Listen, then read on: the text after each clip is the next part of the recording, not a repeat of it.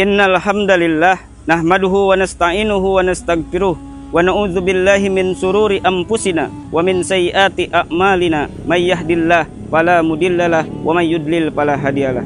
Wa asyhadu an la ilaha illallah wahdahu la syarikalah wa asyhadu anna Muhammadan abduhu wa rasuluhu alladzi la nabiyya ba'dah. Amma ba'du. Ikhwatu iman yang dirahmati Allah Subhanahu wa taala, dalam hadis yang diriwayatkan oleh Imam Muslim dari Abu Hurairah radhiyallahu anhu, ia berkata bahwasanya Rasulullah sallallahu alaihi wasallam bersabda, "Idza mata ibnu Adam in qata'a amaluhu illa min salasin." Apabila mati anak cucu Adam, maka terputuslah semua amalnya kecuali 3 perkara. Shadaqatin jariyatin au ilmin yuntafa'u bihi au waladin sholihin yad'u lahu. Sedekah jariyah, ilmu yang bermanfaat, dan anak soleh yang mendoakan kedua orang tuanya. Para ulama mengatakan bahwa yang dimaksud dengan sedekah jariyah dalam hadis ini adalah wakaf. Wakaf merupakan amal ibadah yang paling mulia karena pahalanya terus mengalir walaupun orang yang berwakaf telah meninggal dunia. Terlebih ketika wakaf itu dimanfaatkan oleh orang yang berilmu agama, ahli ibadah, dan aktivis dakwah, maka nanti orang yang berwakaf itu akan memetik pahalanya di akhirat kelak. Ikhwatu iman yang dirahmati Allah Subhanahu wa taala, semakin banyak orang yang memanfaatkannya, maka semakin banyak pahalanya. Dalam hadis yang diriwayatkan oleh Imam Muslim, diceritakan ada seorang laki-laki yang datang kepada Nabi Shallallahu Alaihi Wasallam. Kemudian ia berkata, "Aku kehabisan bekal dalam perjalanan ini.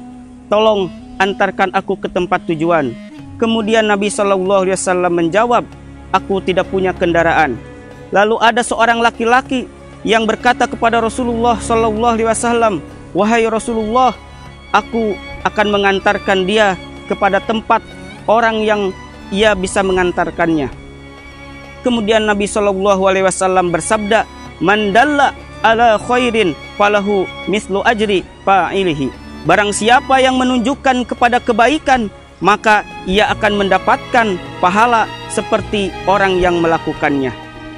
Bayangkan ikhwatu iman, orang yang menunjukkan kebaikan saja akan mendapatkan pahala seperti orang yang mengerjakannya, apalagi kalau kita menunjukkan kebaikan kemudian disertai dengan harta bendanya. Sebagaimana kita perhatikan sahabat yang bernama Abu Thalhah radhiyallahu anhu, ketika ia mendengar ayat Quran dalam surat Ali Imran ayat 92, "A'udzubillahi minasyaitonirrajim, lan tanalul birra hatta tunfiqu mimma tuhibbun." Kamu sekali-kali tidak akan sampai kepada kebaikan yang sempurna sebelum kamu menafkahkan sebagian harta yang kamu cintai.